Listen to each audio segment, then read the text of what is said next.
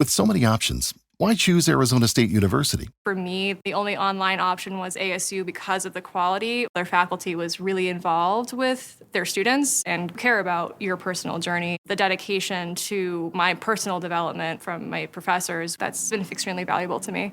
Earn your degree from the nation's most innovative university. Online. That's a degree better. Explore more than 300 undergraduate, graduate, and certificate programs at asuonline.asu.edu. Hey strangers, here's another classic episode from Strange and Unexplained. It's one of my favorite episodes, How Sad, How Lovely, The Disappearance of Connie Converse. Originally aired June 15th, 2023. Enjoy.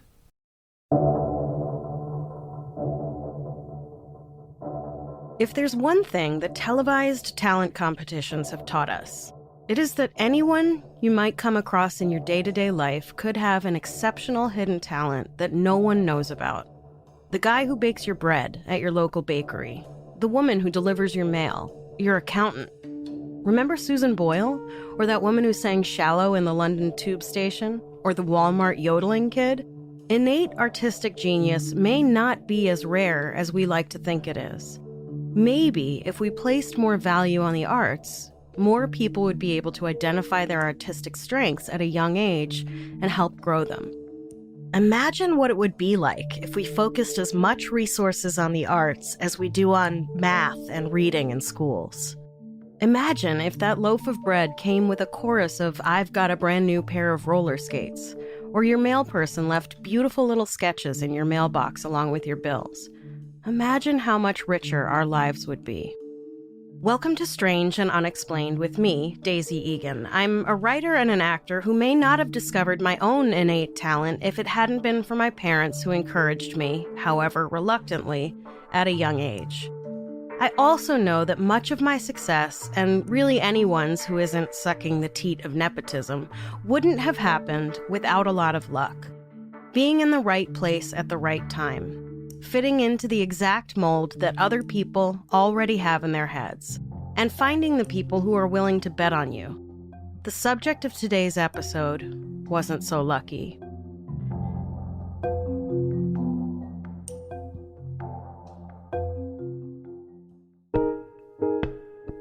Connie Converse was born Elizabeth Eaton Converse on August 3, 1924, in Laconia, New Hampshire, a wee little town with fewer than 20,000 people.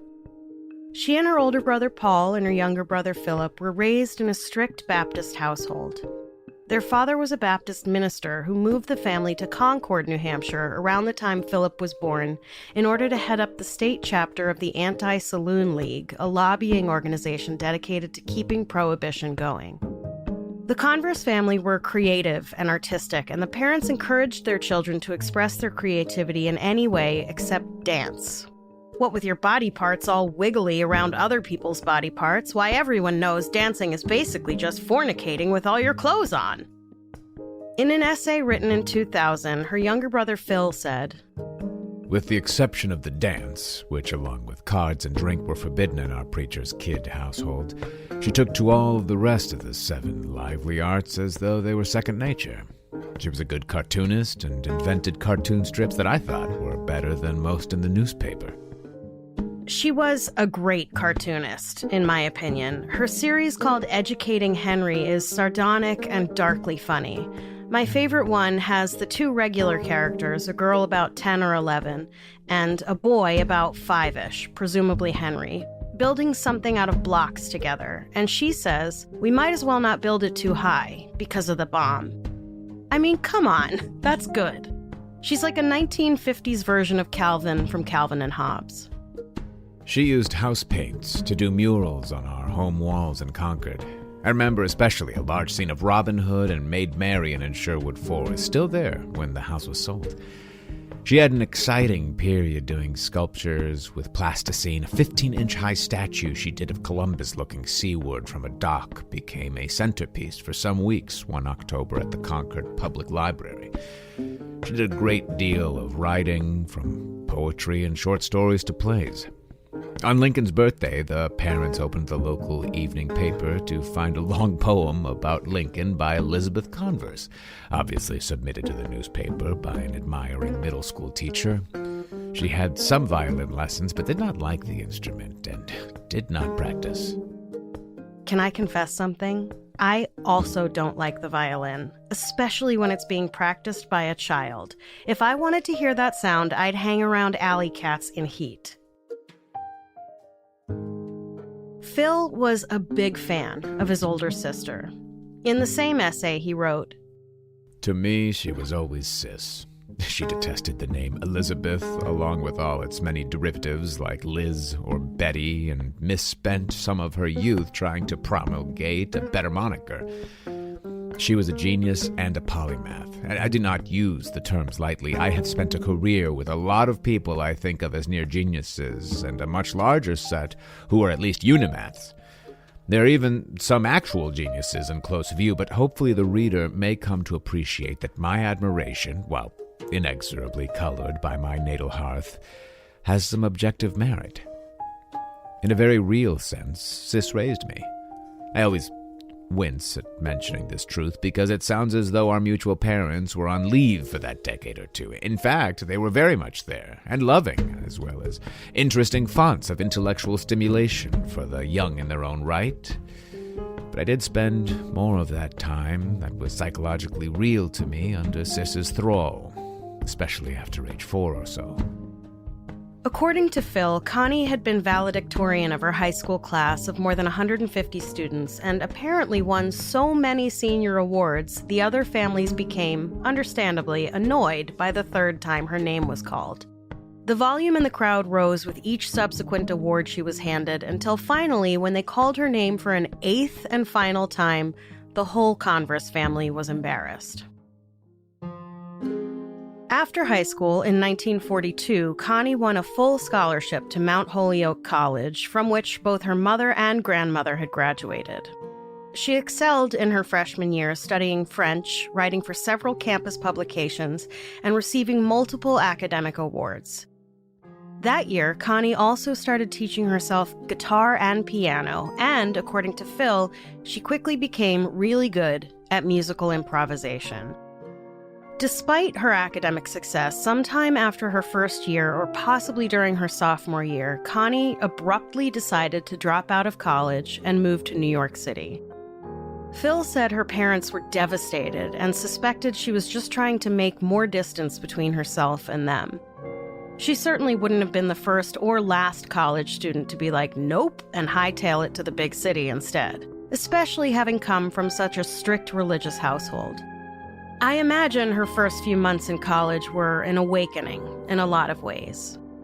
While her parents had been teetotalers, actively fighting to resurrect the prohibition, Connie's classmates were probably smoking cigarettes and drinking cheap whiskey, and worst of all, they were probably dancing. And while her parents might have thought Connie would at least be protected from the sins of the flesh, Holyoke being an all-girls school, they may not have considered that Connie might be more tempted by the plethora of young women around her than she ever would have been with co-ed classmates. And who knows, it was probably one of those classmates who said something like, "You know, in the Big Apple, they got dancing and whiskey on every corner." And before anyone knew what was happening, Connie was packing up her bags and catching a train down to New York City, much to her parents' chagrin. With so many options, why choose Arizona State University? For me, the only online option was ASU because of the quality. Their faculty was really involved with their students and care about your personal journey. The dedication to my personal development from my professors, that's been extremely valuable to me. Earn your degree from the nation's most innovative university. Online. That's a degree better. Explore more than 300 undergraduate, graduate, and certificate programs at asuonline.asu.edu. By 1949, Connie was living in Greenwich Village. I feel like a lot of the stories I tell from the mid-20th century feature people just up and moving to Greenwich Village, and I feel like I owe it to younger millennials and Gen Zers who are familiar with New York City to explain that back in the day, Greenwich Village was not what it is today. One of the main reasons it was such a draw for young artistic types as well as ne'er-do-wells was because it was cheap. Even in mid-20th century terms, it was cheap. And don't get me started on the East Village or the Lower East Side. Woof. Anyway, Connie quickly got a job as an editorial assistant at something called the Institute for Pacific Studies, which, as far as I can tell, was an organization dedicated to the study of Asia. I guess this was before universities found it necessary to include Asian countries in their course offerings. So anyone who wanted to know more had to go to independent organizations such as the Institute for Pacific Studies. The problem with such institutions, of course, was that much of their staff came from Asian countries, many of which were communist. And of course, communism in the early 1950s, as we all know, was the biggest threat ever known to human existence. The organization Connie worked for found itself caught up in a communism kerfuffle involving Alger Hiss, a government official who was accused of spying for the Soviet Union. Alger Hiss and the Communism Kerfuffle is my new band name, by the way. And the Institute for Pacific Studies went up in metaphorical flames. And as her younger brother Phil later wrote, but Sis was somehow burned in the general meltdown and retreated in due time to a less visible or vulnerable job in a printing house. In fact, she joined the Printers Union, and I believe was in this harness when she began to write her songs. According to a 2016 piece about Connie in The New Yorker by Howard Fishman, quote, in her spare time, she was composing poetry, painting, drawing cartoons, taking road trips, and teaching herself to play guitar. She began writing songs and recording them with a Crestwood 404 tape recording machine in her apartment, end quote. By this time, her younger brother, Phil, had moved to the Midwest, and he and Connie maintained a correspondence that Howard Fishman likened to the letters sent between Vincent van Gogh and his brother, quote, in its dedicated practice, its intimacy, and its dynamic of one acting as cheerleader for the other's artistic efforts, end quote. Connie sent Phil and his wife, Jean, an original song a month, beginning with her first entirely original song, Down This Road. Down this road on a Monday morning came a-riding three strangers. Down this road on a Monday morning came a-riding three strangers. There was one wearing green and one a peacock feather and one wearing overshoes against the wintry weather, and they gave me 6 white horses for to carry my load, and they beckoned me to follow, and they took me down this road. She kept writing and progressing as a musician, all the while sending them songs for years, ending in 1955 with a song called Empty Pocket Waltz.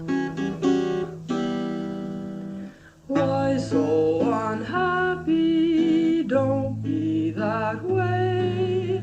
Maybe they'll make me queen for all day. You find a job probably, or be free to waltz again this empty pocket waltz with me. Over those 5 years, she sent them about 36 songs. For a 2010 piece in The All, journalist Cord Jefferson wrote, quote, she set her favorite poems to music, with Rue, My Heart is Laden, penned love songs of her own, The Moon Has No Heart, and dabbled in feminist anthems, Roving Woman, end quote. Phil said the songs were emotionally expressive, even rebellious, and sexual in a way that Connie found hard to be outside of song. In one of her letters to him, she wrote, being a complex and inward personality, I've always found it difficult to make myself known.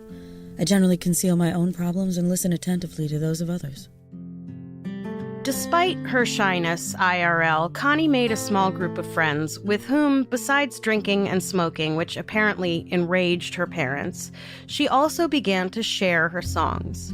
Now in her 30s, it seems Connie was having a kind of delayed adolescence.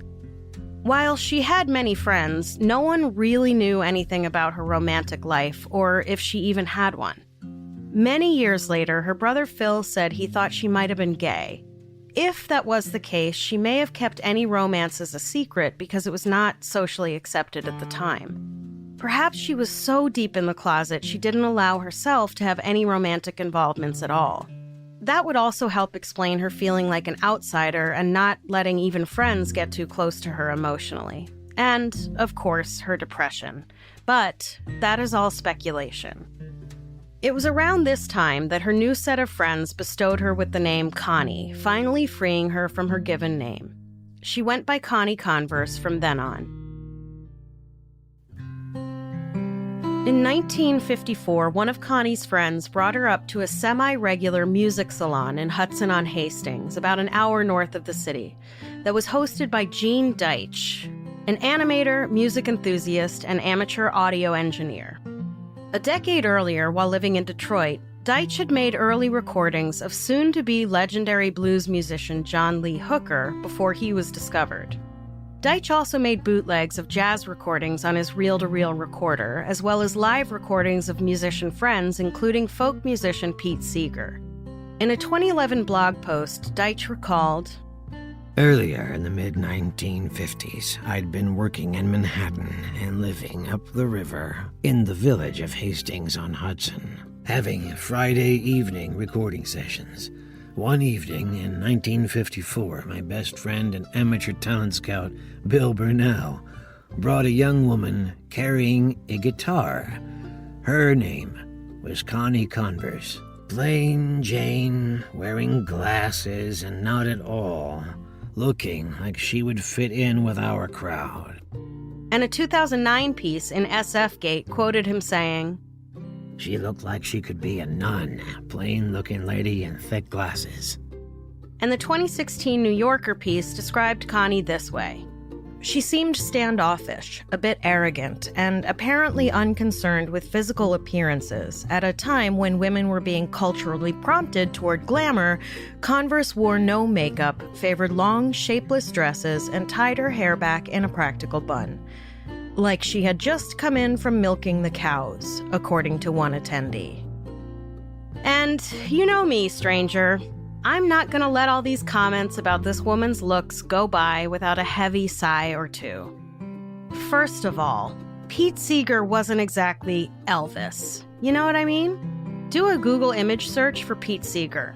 Pete Seeger could have easily been a youth pastor or your local minister.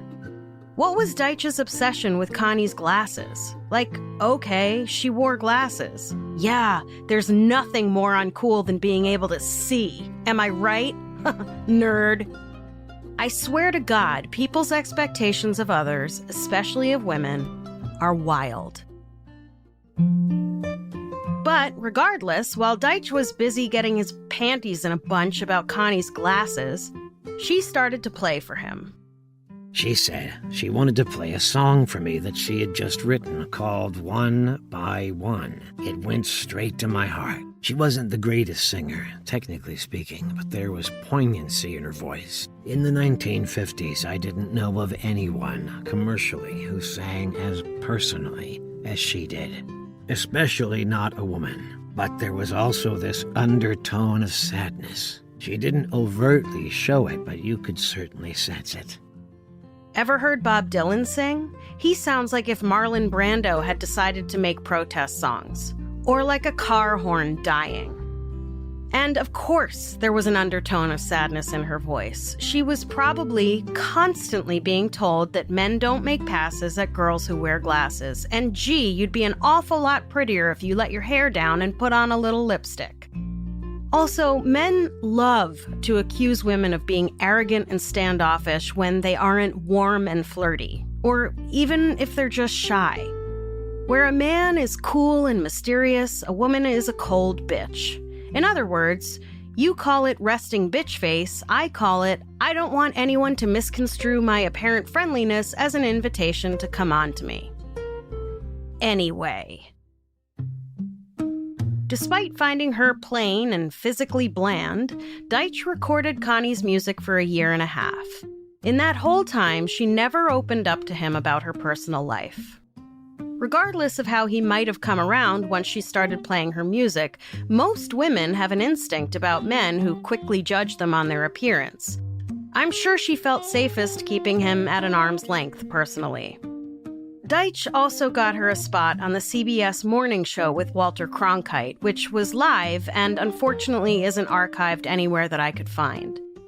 The piece in The New Yorker describes her from the stills from that appearance as looking nervous. And of course she was nervous. She was performing on live television for the first time.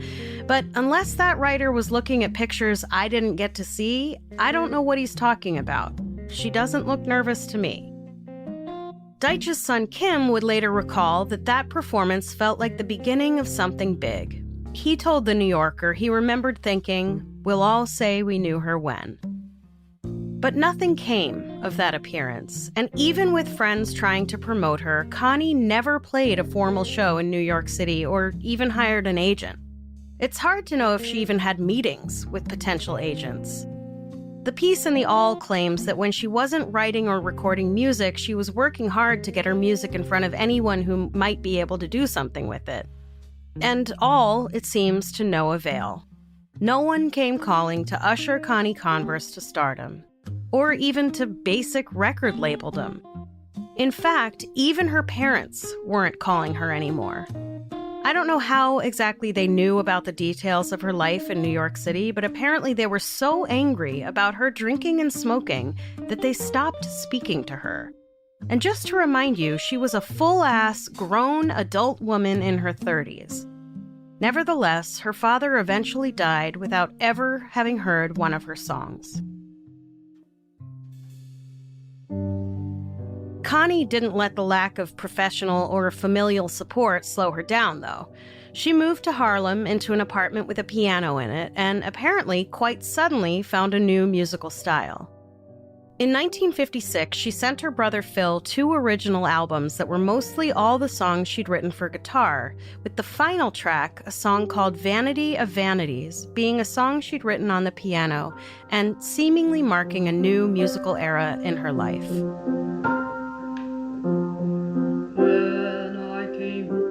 Tombstone, there was a man there could change copper into gold with a brown bucket full of cloudy water and a magic 10-penny nail. She titled these albums Musics, Volumes 1 and 2, with the message, quote, "With love and modest pride, Elizabeth Converse, August 1956, written on the cover, along with a card that read, "These reels are strewn with minor mishaps. On the other hand, they're not so bad."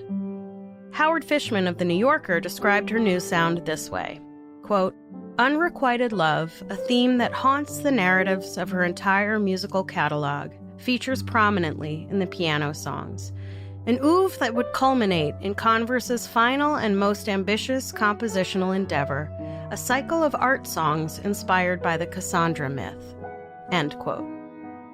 Another 5 years went by, and Connie's career still hadn't gone anywhere. She was understandably frustrated and seemed to feel defeated enough by the lack of interest in her music that she made the decision a lot of us artists struggling to make it in New York City do. She left. In January 1961, she packed her bags and left town again, this time for Ann Arbor, Michigan, where her brother Phil and his wife lived. 1961 also happened to be the year that a young, hopeful folk musician by the name of Bob Dylan would move to New York City, just as the folk music movement started to blossom out of the beatnik era in Greenwich Village. Dylan, 20 years Connie's junior, released his first album, titled Bob Dylan, just 1 year later. And if you can explain why one of them made it so quickly while the other didn't, without discussing looks or even personality, I'm all ears. Now, in Ann Arbor, Connie got a job as a secretary at the University of Michigan. After 2 years in that position, despite lacking any practical experience in the field of political science, she landed a position as the managing editor for the Journal of Conflict Resolution. Connie's liberal-leaning politics, political activism, and feminism helped her fit in and find community at the university, and it seems she abandoned songwriting altogether. Though I'm sure she was aware that New York City suddenly burst to life in the folk music scene, and I'm sure that didn't feel awesome. Her brother later recalled, "She wrote a lot of things at the Journal, but she never composed new music. After New York, I think she'd arrived at a place where she decided she wasn't going to make it, and in many ways, that really hurt her."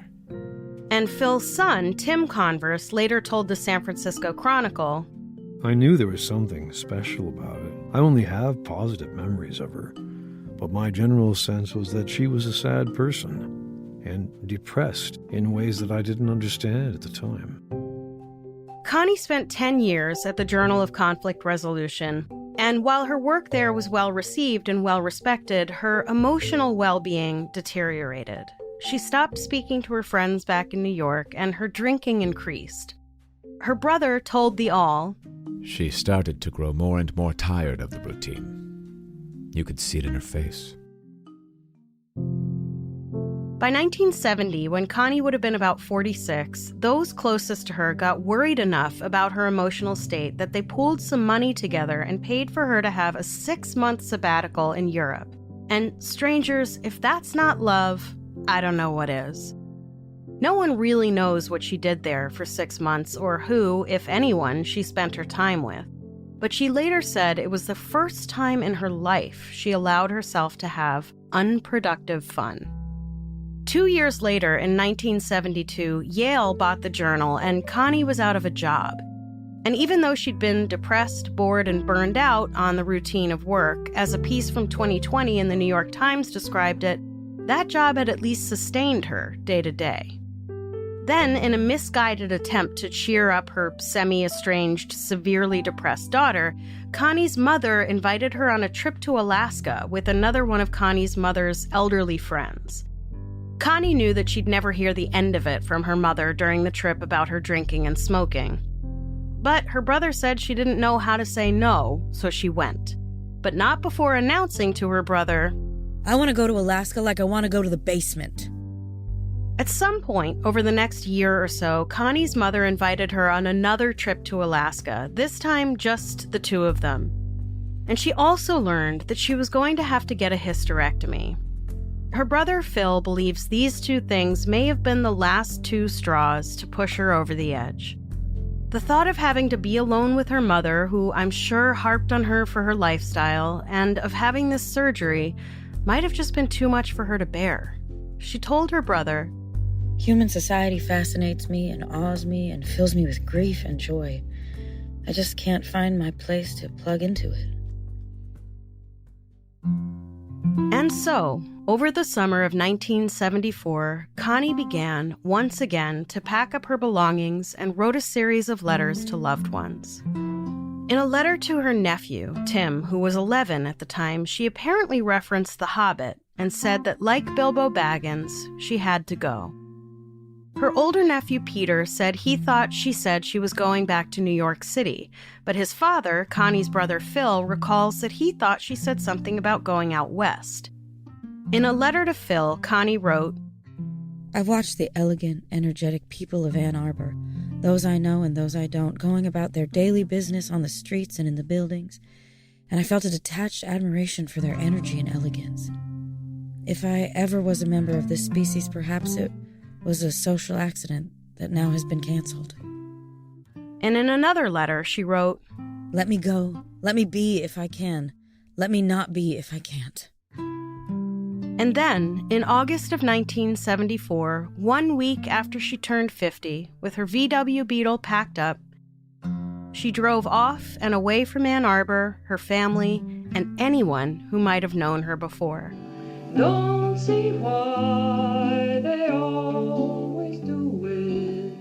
Can't be vanity, must be sheer humanity. When some kind soul remarks with great urbanity, "Lady, let me take you home." Of course there's bound to be some little aftermath that makes a pleasant ending for the straight and narrow path. And as I go to sleep, I cannot help but think How glad I am that I was saved from cards and drink. People say a roving woman is likely not to be better than she ought to be. So when I stray, there's positively got to be someone there to take me home. Connie's family believes she killed herself, most likely by driving into a lake or a river, because her body was never found and her social security number was never registered as a death. About a decade later, in the mid-'80s, her family tried to hire a PI to at least confirm whether or not she was still alive, but the PI refused because Connie was an adult who had a right to disappear. If she wanted to be gone, he wasn't about to go sniffing around for her.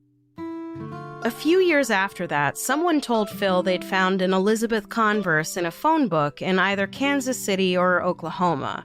Phil couldn't remember which, but even if he could remember, he told the All he wouldn't have called the number or shown up at her door. He said, Leaving was her choice, and I would be embarrassed to show up on her doorstep and say, "Hey, what's going on?" I know it might sound ghastly, but that's how I felt.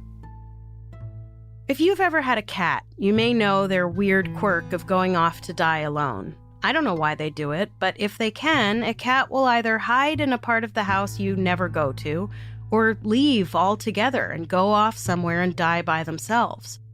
Either they need privacy or they don't want to be a burden. This reminds me of that. Connie Converse was like a cat, going off to be alone, probably to die, though God, I hope not. Her brother said that a friend of theirs killed herself when they were quite young, and while the community was outraged, Connie, even at the tender age of 11, believed that if anyone had any rights at all, the right to live or die should be the most sacred. So maybe she was just done. But to me, the thought of knowingly driving into a body of water is absolutely terrifying. The only thing that scares me more than drowning is maybe being forced to watch the entire Fast and Furious catalog. Anyway. While she packed most of what she owned into her tiny car, Connie left behind a filing cabinet filled with recordings, journals, and letters, as well as clear instructions that her brother Phil be put in charge of all copyrights and control of her music. Decades later, Phil, it seems, gave filmmaker Andrea Cans access to everything in the cabinet. I don't know how he met her or made that decision, but Cans would later tell the BBC, quote, "It's almost like she wanted it to be found and looked through." What I found most fascinating was how funny she was in her writing. Here was a person who struggled through her whole life to feel successful. And you can tell there's a great sadness with a lot of the things she did and the way she lived her life. But she was also incredibly funny. You could tell that she was well-liked and she had lots of friends. But there was still this wall between her and other people, where it didn't seem like she 100% connected with anybody. End quote. I can't tell you how much I relate to this, strangers. I think maybe a lot of us do. And then, in 2004, a very old Gene Deitch was invited to play guest DJ on a WNYC music show called Spinning on Air. He put together a playlist of a lot of early jazz, and he later wrote on his blog, I suddenly realized that with the opportunity of Big Apple airtime, I had a chance to sneak in one piece of music that was not jazz and had never been played on the radio. It was my own recording of a song by Connie Converse. So here was a 2-hour radio show in which I played dozens of early jazz recordings, with just that one exception. My home recording of Connie Converse singing one by one. We are walking in the dark. If I had your hand in mine, I could shine a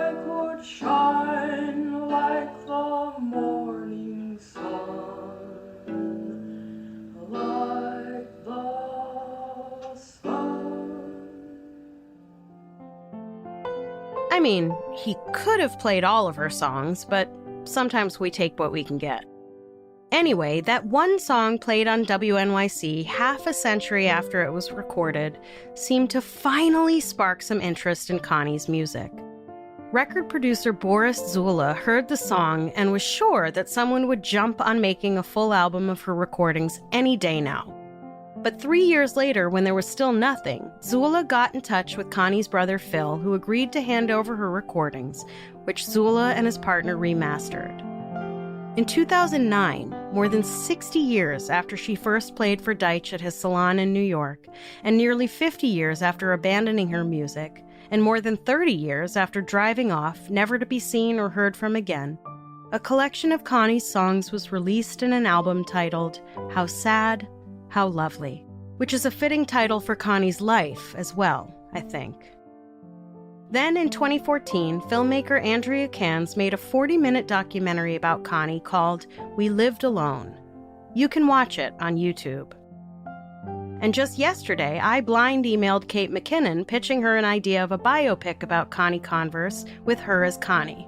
I doubt I'll hear back. And also trademark. But wouldn't that be amazing if it happened? As something of a plain Jane myself, who has alternately been too queer and not queer enough for my industry, and who has often felt like an alien around my own kind, I feel Connie deep within my soul. I know what it's like to see my own ideas take wing in someone else many years after I had them. I know what it feels like to feel like you were born too early, or too late. I'm not the biggest folk music fan. It's just not my bag.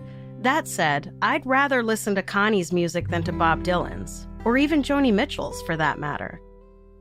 I cannot explain why Connie's career didn't take off, except perhaps that men didn't find her fuckable, and that makes me want to flip a whole lot of tables. I don't know what happened to Connie, but I like to imagine she did not drive into a lake, but instead, seated beside one perhaps, she has had the privilege and joy of listening to a recording of her own music and can rest in the knowledge that her charm, intelligence, creativity, and talent amounted to something that mattered to people, and that her value was not, in the end, determined by the shallow standards of a fickle business. Of course, I know that is the least likely scenario, but I like to imagine it anyway. How sad. How lovely. Take us away, Connie. How sad, how lovely, how short, how sweet, to see that sunset at the end of the street, and the day gathered in to a single light, and the shadows rising from the brim of the night. Too few are the days that will hold your face in a blaze of gold. How sad, how lovely, how short, how sweet, to see that sunset at the end of the street, and the lights going on in the shops and the bars, and the lovers looking for the first little star. like life, like your smile, like the fall of a leaf, how sad, how lovely, how brief.